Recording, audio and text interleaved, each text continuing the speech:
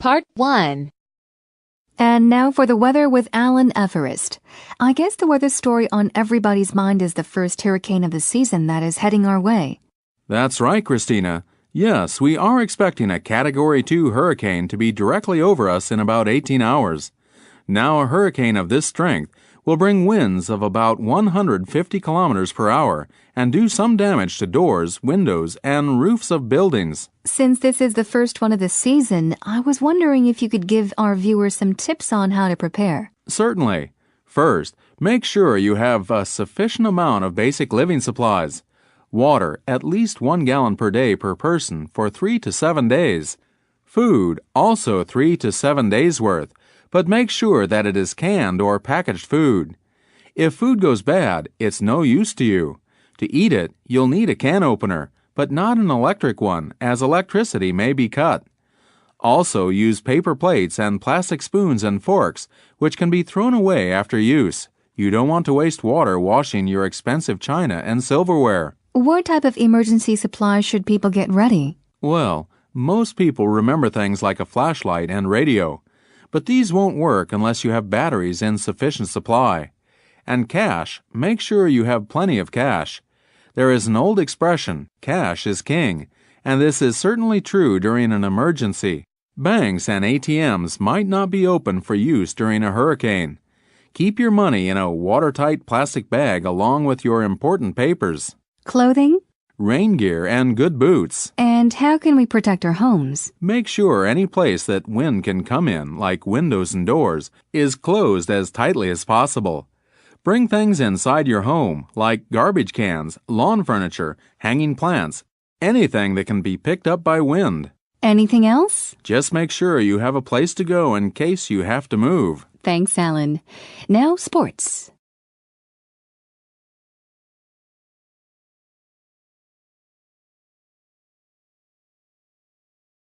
Part 2. Good morning. Today we're going to discuss contemporary artists.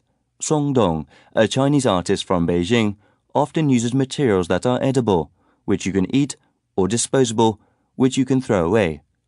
In the past, he's built several cities made of biscuits, and recently he built one in London. The title was Eating the City. See if you can guess why. Here are some pictures of his latest project.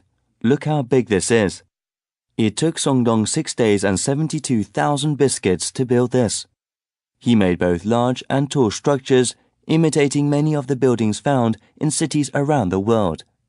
He also created 3 pieces of art showing what he felt were typical aspects of most cities' culture, traditional, commercial, and political.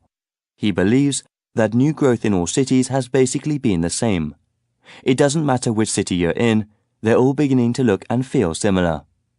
Now, why make a city made of biscuits? Well, Song Dong wanted people to think about the way cities have developed and how problems have occurred. When you see a biscuit, you want to eat it because it tastes good. But if you eat too many, you feel sick. He feels that cities can be thought of in a similar way. People want more and more fun and entertainment, cinemas, shopping malls, restaurants, etc. But at the same time, all of this development can cause problems, pollution, traffic jams, and crime. Our desire for more can lead to problems just like our desire for more biscuits can lead to stomach aches. This is Song Dong's key message for us. Here's my favorite picture. Look at those crowds around the giant artwork. After the city was completed, everybody was allowed to eat it, as the title suggested, and while eating the city, people might have been thinking about how it was created and destroyed. Now do you understand why he called his project Eating the City?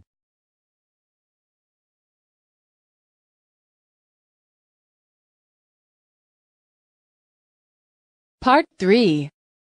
Consider this headline: 3 secrets from Princess Diana's grave. Would that make you buy the newspaper? If so, why? Could Princess Diana really reveal more secrets? Whether she could or couldn't is irrelevant. What matters to publishers is that they sell newspapers.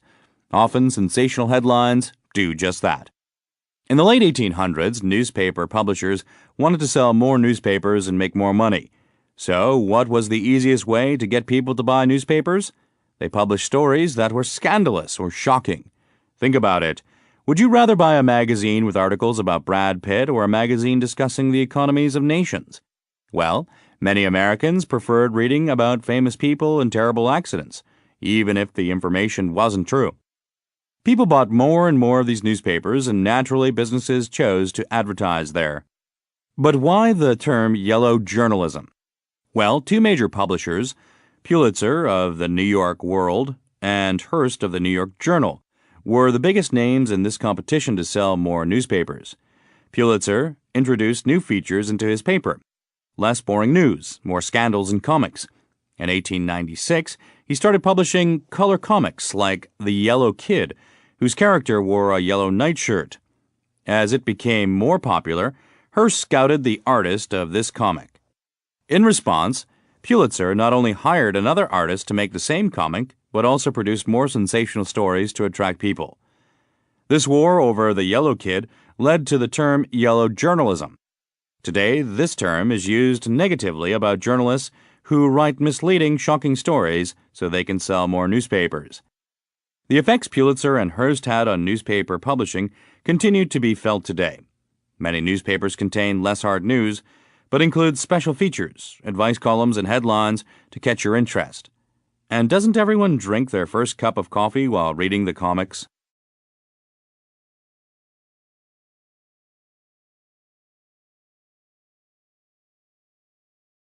Part 4.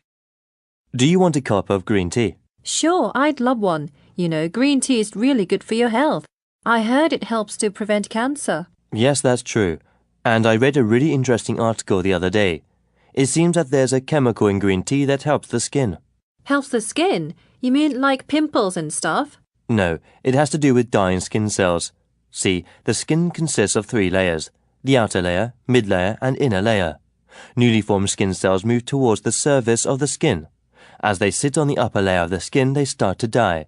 Eventually, other skin cells replace them, and the process starts over again. I didn't know that. But see, with this one chemical in green tea, if it gets absorbed into the top layer of skin, it helps to slow down the dying process of the skin cells. Wow, but what good does that do? I mean, like you said, all of our dead skin cells get replaced. Of course, but the overall health of the skin can be improved. Like, it could help prevent wrinkles. And then there are different types of skin conditions that can be helped. Oh yeah, I have a friend whose skin gets really dry. I mean, like he had to see a doctor about it. He has a special cream he uses, but maybe this would help him. Sure, and then there are wounds. Green tea could be used to help the skin heal faster so that there is no scar. Oh yeah, that makes sense. Oh, and the article said something about diabetes too. Diabetes? What does that have to do with skin? Well, part of the problem with diabetes is that it is hard for wounds to heal. So this could help with that.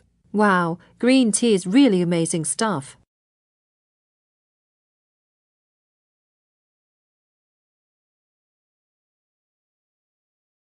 Part 5. Another important area in business is body language. When you're selling a product, your clients are looking at more than what you are selling. The language your body communicates can be as important as the words you say. You want to show that you are open, confident, and approachable. Remember that open gestures create a positive feeling. Let the fingertips of one hand touch the fingertips of the other, or put your hands on each side of your waist. This shows you're confident. To show you're prepared to negotiate, you can unbutton a suit jacket. If you really want your client's attention, take off your jacket and roll up your shirt sleeves. This shows you're ready to discuss the final price. Be careful that you don't lean back in your chair and hold your hands behind your head. Your client may think you're arrogant and may not want to continue discussing business. Now, you also need to read your client's body language. Does your client seem to copy your body movements almost like a mirror? That's good. It means you're creating a positive feeling and the client likes what you're saying.